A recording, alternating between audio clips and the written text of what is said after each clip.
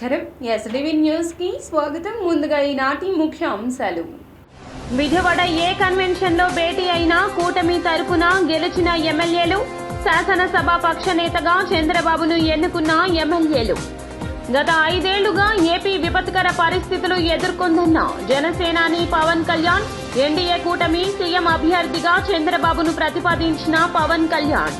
ఊపందుకున్న చంద్రబాబు నాయుడు ప్రమాణ స్వీకార ఏర్పాట్లు. ఈ నెల 12వ తేదీన ఆంధ్రప్రదేశ్ సీఎంగా ప్రమాణ స్వీకారం చేయనున్న చంద్రబాబు ప్రమాణ స్వీకార నేపథ్యంలో విమాన ప్రయాణికులు తగు ముందస్తు జాగ్రత్తలు తీసుకోవాలని వెల్లడించిన విజయవాడ విమానాశ్రయ డైరెక్టర్ ఎం లక్ష్మీకాంత్ రెడ్డి.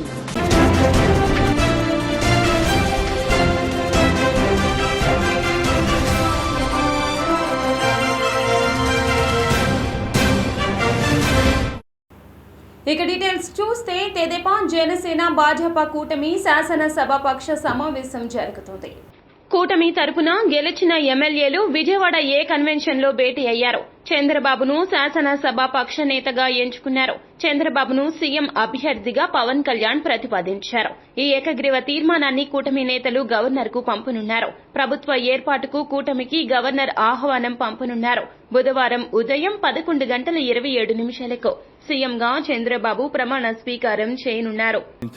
వ్యక్తి యొక్క ప్రవర్తన చూసిన తర్వాత ఇలాంటి వ్యక్తి పాలనకు పనికిరాడనే ఉద్దేశంతో ఓట్లు చేసే పరిస్థితికి వచ్చారు. ఇది నా ఉద్దేశ ప్రకారం ఒక కేస్ స్టడీ అవుతుంది. మనందరం కానీ జాగ్రత్తగా ఆలోచిస్తే. కానీ మనం కూడా అదే విధంగా కక్ష తీర్చుకోవాలి అని కానీ మనం ముందుకు పోతే మనకు కూడా సమస్య వస్తుంది. అదే సమయంలో ఒకటే చెప్తున్నా, తప్పు చేసిన వాడిని క్షమించి పూర్తిగా వదిలిపెడితే కూడా మళ్ళా అలవాటుగా మారుతుంది. తప్పు చేసిన వాళ్లకు శిక్ష పడవలసిన అవసరం ఉంది, చట్టపరంగా శిక్షించాల్సిన అవసరం ఉంది. అదే సమయంలో విధ్వంస రాజకీయాలు, కక్షా రాజకీయాలు కాకుండా ఇవన్నిటిని ప్రక్షాళన చేయాల్సిన అవసరం ఉందని చెప్పి కూడా నేను మీకు తెలియజేస్తాను. గత 5 ఏళ్లుగా ఏపీ విపత్కర పరిస్థితులను ఎదుర్కొందని జనసేనాని పవన్ కళ్యాణ్ వెల్లడించారు. ఎన్డీఏ కూటమి సీఎం అభ్యర్థిగా చంద్రబాబు పేరును పవన్ కళ్యాణ్ ప్రతిపాదించారు. కష్టాల్లో ఉన్న ఏపీని గాడిన పెట్టేందుకు చంద్రబాబు లాంటి అనుభవజ్ఞుడైన నాయకుడు అవసరమన్నారు. అనంతరం చంద్రబాబు పవన్ కళ్యాణ్ ఆత్మీయ ఆలింగనం చేసుకున్నారు. 2024 ఆంధ్రప్రదేశ్కి ఎన్డీఏ కూటమి తరపు నుంచి ముఖ్యమంత్రి అభ్యర్థిగా శ్రీ నారా చంద్రబాబు నాయుడు గారి పేరుని జనసేన పార్టీ పక్షాన నుంచి మేము బలపరుస్తున్నాం.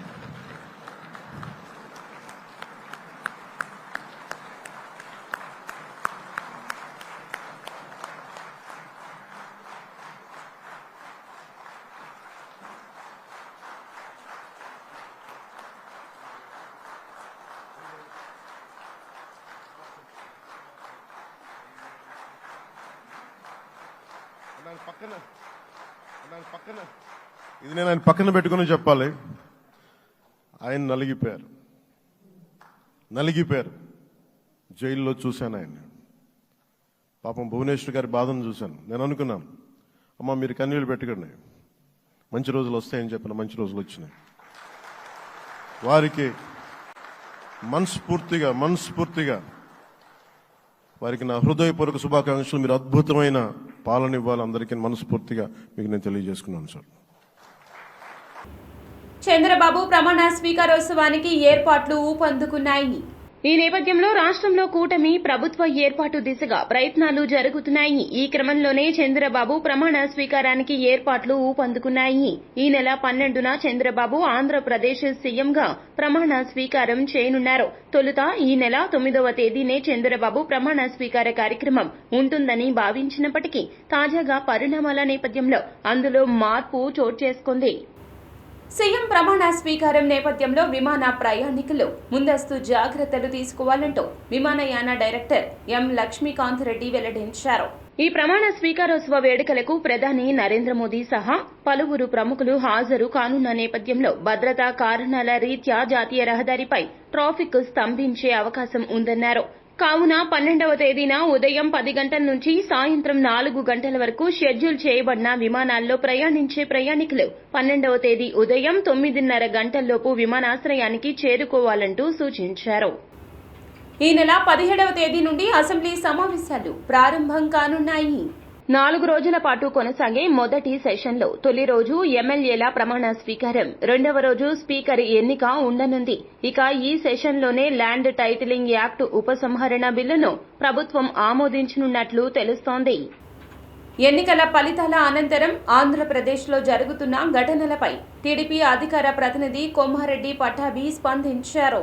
గత ఎన్నికల్లో 151 సీట్లు గెలిచిన ఆ పార్టీని ఈసారి ప్రజలు 11 సీట్లకే పరిమితం చేశారన్నారు. వారికి కనీసం ప్రతిపక్ష హోదా కూడా రాలేదన్నారు. కర్నూలు జిల్లాలో ఒక టీడీపీ కార్యకర్తను అందరూ చూస్తూ ఉండగానే దారుణంగా హత్య చేశారన్నారు. ఎన్నికల్లో ఘోర పరాజయం పాలైనప్పటికీ వారు ఇంకా గుణపాఠం నేర్చుకోలేదన్నారు. మోకాళ్ళ మీద నుంచోబెట్టారు ఈ రాష్ట్రంలో. ప్రజా తీర్పు ఆ విధంగా ఉన్నా కూడా ఇంకా బుద్ధి తెచ్చుకోకుండా ఈ సైకో చేష్టలు, ఈ దారుణాలు, ఈ హత్యలు ఇంకా కొనసాగిస్తూ నంగనాచుల్లాగా వచ్చి నీతులు మాట్లాడతారా? నిన్న కర్నూలు జిల్లాలో బొమ్మిరెడ్డిపల్లిలో మా పార్టీ నాయకుడు గిరినాథ్ చౌదరి గారిని అత్యంత కిరాతకంగా నడి రోడ్డు మీద హత్య చేశారు వైసీపీ సైకో మోకలు. మాజీ ఎమ్మెల్యే కంగాటి శ్రీదేవి కుటుంబ సభ్యులు, అనుచరులు మా పార్టీ నేత గిరినాథ్ చౌదరిని అత్యంత కిరాతకంగా నడి రోడ్డు పైన హత్య చేశారు. నిన్న 24 గంటలు కూడా అవలేదు. దీనికి ఏం చెప్తారు ఈ పిల్ల సైకోలు? ఇవాళ హింసని ప్రేరేపిస్తున్నది ఎవరో? హింసకి పాల్పడుతున్నది ఎవరో? గిరినాథ్ చౌదరిని చంపింది వైసీపీ పిల్ల సైకోలు, అవునా కాదా? ఇవాళ నంగనాచుల్లాగా మీడియా ముందుకు వచ్చి మాట్లాడుతున్నటువంటి ఆ గుడివాడ గుట్కాగాడిని అడుగుతా ఉన్నా, ఎరా కొడాలి నాని, ఎవర్రా చంపింది? గిరినాథ్ చౌదరి అనే తెలుగుదేశం పార్టీ నాయకుడిని ఎవరు చంపింది? కేంద్ర మంత్రివర్గంలో ఆంధ్రప్రదేశ్కు అన్యాయం జరిగిందని సిపిఐ రాష్ట్ర కార్యదర్శి కె రామకృష్ణ వెల్లడించారు. ప్రధాని నరేంద్ర మోదీ నేతృత్వంలోని కేంద్ర బీజేపీ ఏపీకి మరొక మారు అన్యాయం చేసింది. ఏపీ నుంచి ఒక పూర్తి స్థాయి మంత్రిని మంత్రివర్గంలోకి తీసుకుంది. అది కూడా ఏపీకి ఏ మాత్రం ప్రయోజనం చేకూర్చని పౌర విమానయాన శాఖను కేటాయించింది. రాష్ట్రాభివృద్ధికి మౌలిక సదుపాయాల కల్పనకు అవకాశమున్న శాఖలను కేటాయించకపోవడం విచారకరం. జనసేనకు కేంద్ర మంత్రివర్గంలో అసలు చోటు కల్పించలేదు. ప్రధాని నరేంద్ర మోదీ నేతృత్వంలోని కేంద్ర బీజేపీ ఏపీకి మరొక మారు అన్యాయం చేసింది. ఏపీ నుంచి ఒక పూర్తి స్థాయి మంత్రిని మంత్రివర్గంలోకి తీసుకుంది. అది కూడా ఏపీకి ఏ మాత్రం ప్రయోజనం చేకూర్చని పౌర విమానయాన శాఖను కేటాయించింది. రాష్ట్రాభివృద్ధికి మౌలిక సదుపాయాల కల్పనకు అవకాశమున్న శాఖలను కేటాయించకపోవడం విచారకరం. జనసేనకు కేంద్ర మంత్రివర్గంలో అసలు చోటు కల్పించలేదు. కూటమి ప్రభుత్వానికి రాష్ట్ర కాపు ఐకాసా ఎల్లప్పుడూ అండగా ఉంటుందని ఐకాసా రాష్ట్ర నాయకులు ఆకుల రామకృష్ణ, ఆర్ఎటి ప్రకాష్ వెల్లడించారు. ప్రెస్ క్లబ్ లో ఐకాసా రాష్ట్ర నాయకులు మీడియాతో మాట్లాడారు. గత వైకాపా ప్రభుత్వంలో కాపు కులస్తులు అన్ని విధాల వివక్షకు గురయ్యారన్నారు. కాపు కార్పొరేషన్ విదేశీ విద్యా పథకాలకు తూట్లు పొడిచిందన్నారు. రాక్షస అవినీతి ప్రభుత్వాన్ని అంతం చేయడంలో కాపులు కీలక పాత్ర పోషించారన్నారు. 90% సంఘీయులు ఏకపక్షంగా ఎన్డీఏ కూటమికి మద్దతు ఇచ్చినట్లుగా ఈ సందర్భంగా వెల్లడించారు. రాష్ట్ర తెలుగుదేశం పార్టీ కార్యదర్శి, రాష్ట్ర కాపు జేఏసీ కన్వీనర్, కాకినాడ. 13 జిల్లాలో కాపు, తెలగ, బలిజ వంటి కులాల జేఏసీ పెద్దలు వచ్చారు.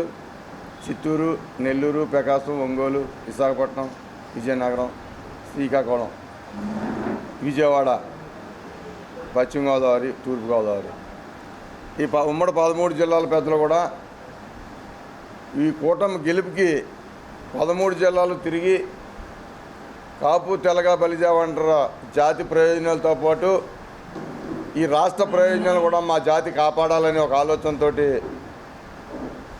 చిత్తూరు నుంచి శ్రీకాకుళం దాకా 45 నియోజకవర్గాల్లో మేము పర్యటించాం. కూటమికి ఓటేయండి, కూటమిని గెలిపించాలా, ఈ రాష్ట్ర ప్రయోజనాలు కాపాడుకోవాలని చెప్పి సందర్భంగా తెలియజేస్తూ ఉన్నాం.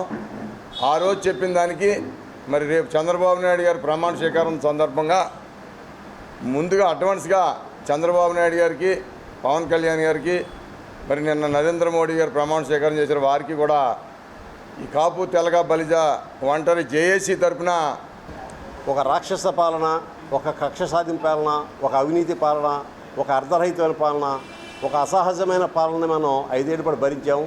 ఒక్క ఛాన్స్ అంటూ వచ్చి ఒక్క ఛాన్స్లోనే ఈ రాష్ట్రంలో ఉన్న ప్రజల్ని, ఈ రాష్ట్రంలో ఉన్న వనరుల్ని కూడా పూర్తిగా నిర్వీర్యం చేసిన గొప్ప ముఖ్యమంత్రి మరి జగన్మోహన్ రెడ్డిని ఇంటికి పంపించడంలో కూటమి ఏర్పాటులో ప్రధాన పాత్ర పోషించిన పవన్ కళ్యాణ్ గారికి, గొప్ప రిఫార్మిస్టు, గొప్ప విజనరీ, గొప్ప పరిపాలనాధ్యక్షుడు, ఈ రాష్ట్రాన్ని అన్ని రంగాల్లోనూ వెనుకబడిన రాష్ట్రాన్ని శరవేగంగా ముందుకు తీసుకెళ్లా దమ్మున్న నాయకుడు చంద్రబాబు నాయుడు గారిని, అలాగే మరి కేంద్రంలో ఎంతో సపోర్ట్ చేసి ఇవాళ తిరిగి 3వసారి మరి పదవిలోకి వచ్చిన నరేంద్ర మోడీ గారికి శుభాకాంక్షలు, ధన్యవాదాలు, కృతజ్ఞతలు తెలియజేయడం కోసం ఈ సమావేశం ఏర్పాటు చేయడం జరిగింది. మరి పవన్ కళ్యాణ్ గారు చూసినట్టయితే ఆయన మానవతా దృక్పథంతో రాష్ట్రం యొక్క భవిష్యత్తును దృష్టిలో పెట్టుకొని మరి అన్కండిషనల్గా మరి వారు ఏదైతే చాలా త్యాగం చేసి కూటమి ఏర్పాటులో ప్రధాన పాత్ర పోషించారో వారు ప్రత్యేకంగా ధన్యవాదాలు, కృతజ్ఞతలు. ఎన్నికల్లో మీ పాత్ర చాలా ముఖ్యమైనది. అన్ని కాన్స్టిట్యున్సీల్లో కూడా తిరిగి మీరు ఈ కూటమిని గెలిపించినందుకు మనం అందరం ఐక్యంగా ఉండి మనతో పాటు వెనకబడిన కులాలకు కూడా మనం మద్దతు ఇస్తూ ఈ ప్రభుత్వాన్ని చంద్రబాబు నాయుడు దగ్గరికి కానీ కళ్యాణ్ గారి దగ్గరికి కానీ వెళ్ళి మనం అందరం కలిసి మన జాతి ప్రయోజనాల కోసం మనమందరం ఒక నిర్ణయం తీసుకొని పోయినసారి మనకు ఎంతైతే అన్యాయం జరిగిందో ఆ అన్యాయాన్ని కూడా వారికి తెలుసు. విదేశీ విద్యలో కానీ అన్నిట్లో మన జాతికి చాలా నష్టం జరిగింది, మన పిల్లలు నష్టపోయారు.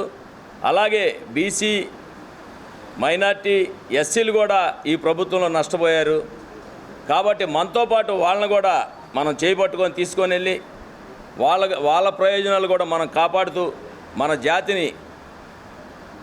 జాతి పిల్లల్ని బంగారు భవిష్యత్తు ఇవ్వాలని కూడా మనం అందరం సమస్యల మీద అప్పటి తెలుగుదేశం ప్రభుత్వం మీద పోరాడి అనేక విజయాలు సాధించాం.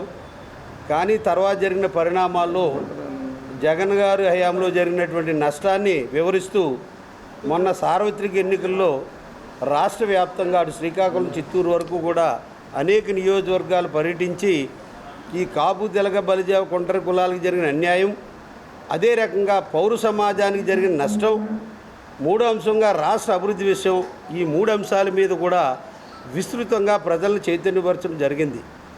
మరి వారు ఈ రోజున ఈ తీర్పు చూసిన తర్వాత ఈ 3 అంశాల్లోనూ మరి రాష్ట్ర వ్యాప్తంగా ఉన్న ప్రజలందరూ కూడా స్పందించి రాష్ట్ర ప్రయోజనాలు, అట్లాగే ఈ యొక్క వ్యవస్థల యొక్క భ్రష్టు పట్టిన విధానాలు ఇవన్నీ కూడా చూసి ఒక భారీ మెజార్టీని ఎప్పుడు కూడా చరిత్రలో కనీ విని ఎరుగని మెజార్టీతోటి ఇవాళ చారిత్రాత్మక విజయాన్ని ఈ తెలుగుదేశం, జనసేన, భారతీయ జనతా పార్టీ కూటమానికి అందించినందుకు కాపు చంద్రబాబు ప్రమాణ స్వీకారం సందర్భంగా కృష్ణా జిల్లాలో ట్రాఫిక్ మళ్లింపు చర్యలు తీసుకున్నట్లు జిల్లా ఎస్పీ అద్నాన్ నయీం అస్మీ వెల్లడించారు. 12వ తేదీ ఉదయం 6 గంటల నుండి సాయంత్రం 6 గంటల వరకు ట్రాఫిక్ మళ్లింపు అమల్లో ఉంటుందని చెప్పారు. పోలీసులకు ప్రజలు, వాహన చోదకులు సహకరించాలన్నారు. విశాఖపట్నం నుండి చెన్నై వైపు వెళ్లే వాహనాలను కత్తిపూడి నుండి 216 జాతీయ రహదారి మీదుగా ఒంగోలు వైపు, అలాగే చెన్నై నుంచి విశాఖపట్నం వైపు వచ్చే వాహనాలను ఒంగోలు నుంచి రేపల్లె మీదుగా వయా మచిలీపట్నం, కృత్తివెన్ను, లోసరి వంతెన, నరసాపురం, అమలాపురం, కాకినాడ, కత్తిపూడి మీదుగా విశాఖ వైపు మళ్లించనున్నారు.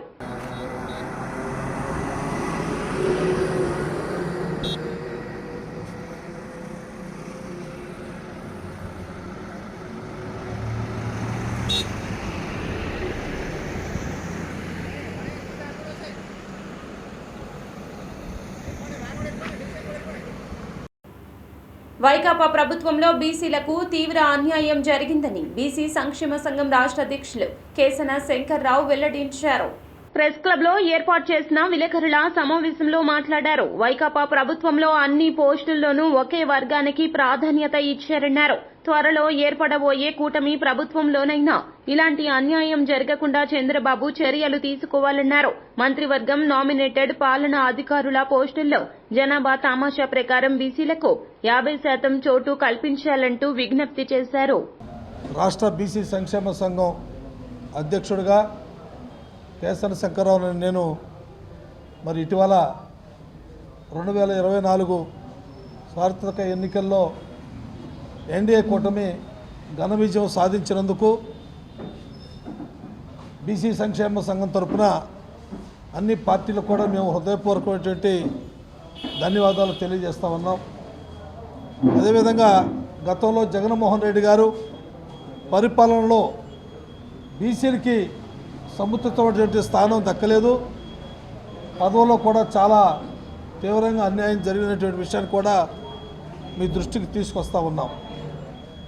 మరి రేపు 12వ తారీఖున ముఖ్యమంత్రిగా ప్రమాణ శ్రీకారం చేయించున్నటువంటి మరి ముఖ్యమంత్రి చంద్రబాబు నాయుడు గారికి కూడా మేము ముఖ్యమైన ప్రత్యేకమైనటువంటి ధన్యవాదాలు.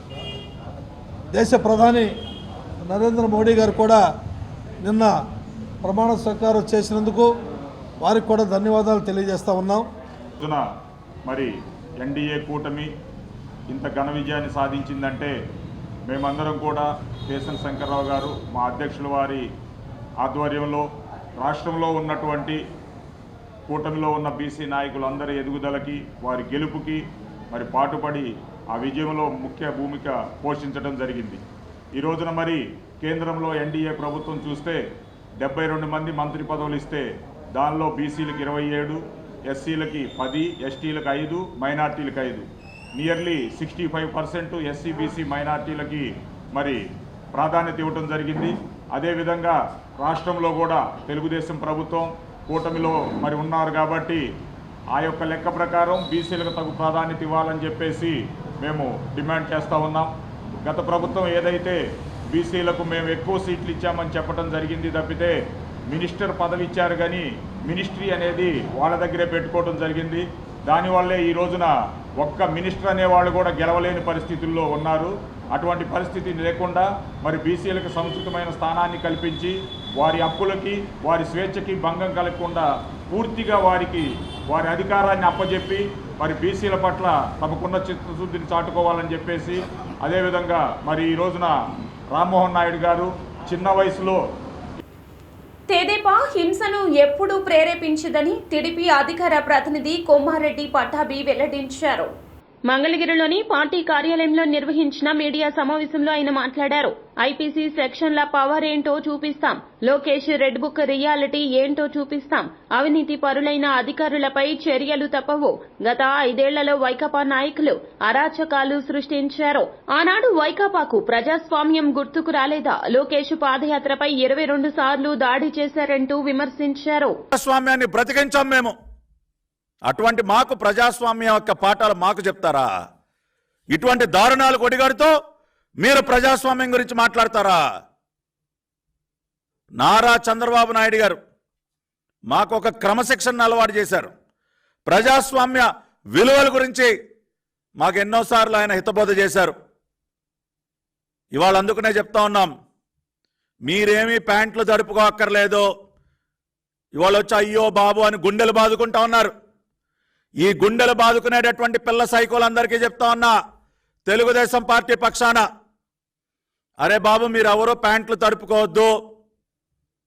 నేను హామీ ఇస్తా ఉన్నా, రాష్ట్రంలో ఎక్కడా కూడా మీ పైన భౌతిక దాడులు జరగవు. మీ ఇళ్ల పైన దాడులకు ఎవరు తెగబడరు. మీ కుటుంబ సభ్యులను ఎవరు కూడా భయభ్రాంతులకి గురి చేయరు. నాది హామీ. చంద్రబాబు నాయుడు గారి పక్షాన, లోకేష్ గారి పక్షాన, తెలుగుదేశం పార్టీ పక్షాన, కూటమి పక్షాన నేను హామీ ఇస్తున్నా. మేము అటువంటి పద్ధతిలో మేము వెళ్ళదలుచుకోలేదు. మేము హింసని ప్రేరేపించము. ఆ మార్గం మాది కాదు. కానీ అరే మీ అందరికీ చట్టం పవర్ ఏంటో చూపిస్తాం. కానూన్ కా హాత్ బహుత్ లంబా హై అని చెప్తా ఉంటారు కదా. చట్టం యొక్క చేతులు ఎంత దూరమైనా వెళ్ళగలవని చెప్పి నిజమైనటువంటి ఐపీసీ సెక్షన్ల పవర్ ఏంటో మీకు చూపిస్తాం.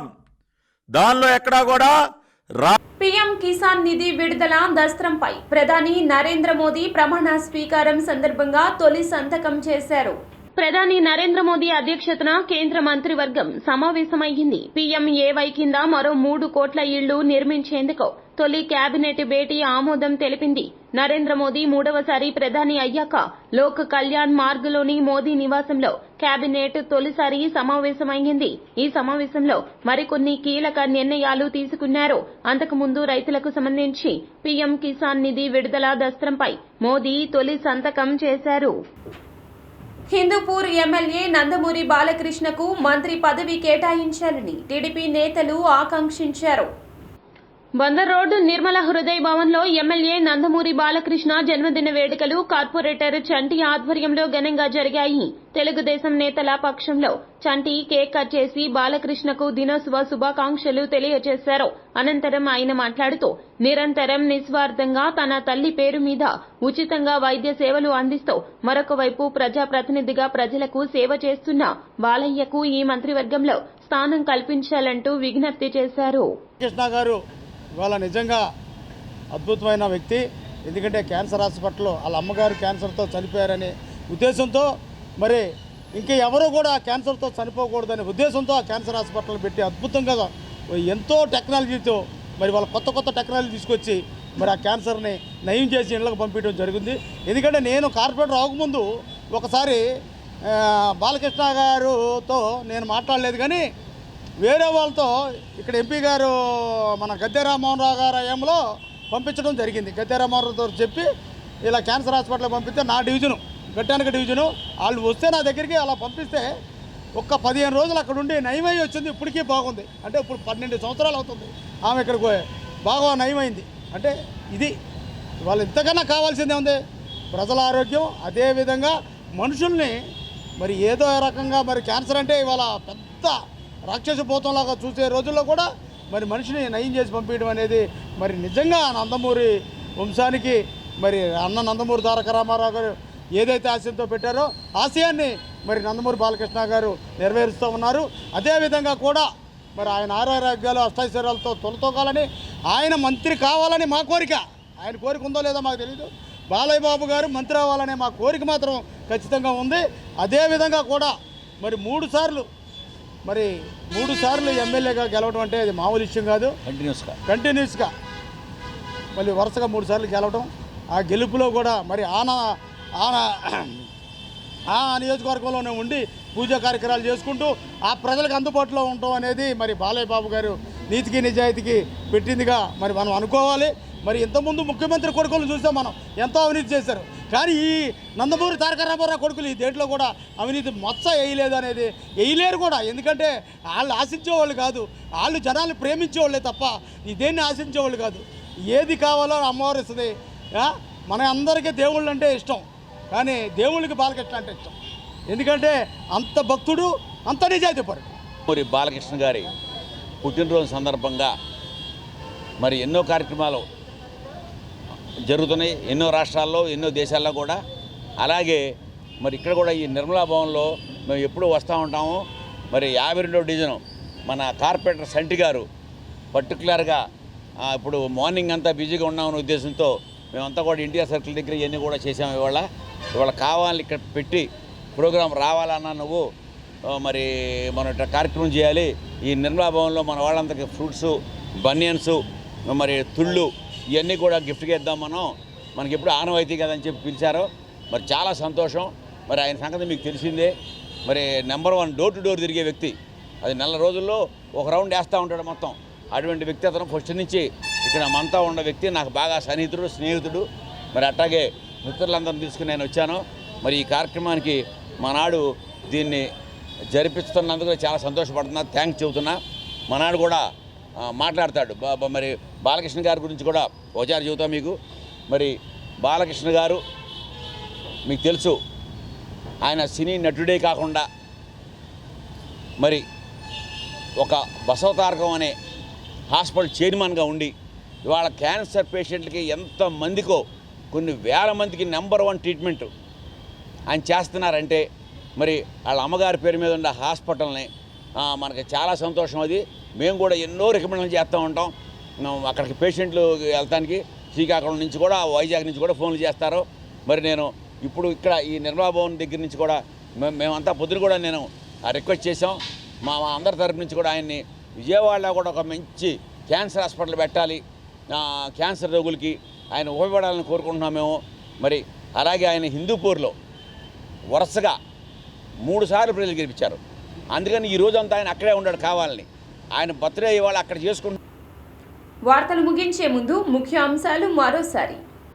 విజయవాడ ఏ కన్వెన్షన్లో భేటీ అయిన కూటమి తరపున గెలిచిన ఎమ్మెల్యేలు, శాసనసభ పక్ష నేతగా చంద్రబాబును ఎన్నుకున్న ఎమ్మెల్యేలు.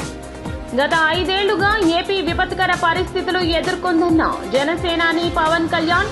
ఎన్డీఏ కూటమి సీఎం అభ్యర్థిగా చంద్రబాబును ప్రతిపాదించిన పవన్ కళ్యాణ్. ఊపందుకున్న చంద్రబాబు నాయుడు ప్రమాణ స్వీకార ఏర్పాట్లు. ఈ నెల 12వ తేదీన ఆంధ్రప్రదేశ్ సీఎంగా ప్రమాణ స్వీకారం చేయనున్న చంద్రబాబు ప్రమాణ స్వీకార నేపథ్యంలో విమాన ప్రయాణికులు తగు ముందస్తు జాగ్రత్తలు తీసుకోవాలని వెల్లడించిన విజయవాడ విమానాశ్రయ director M Lakshmikant Reddy. SDV news సమాప్తం. నమస్కారం.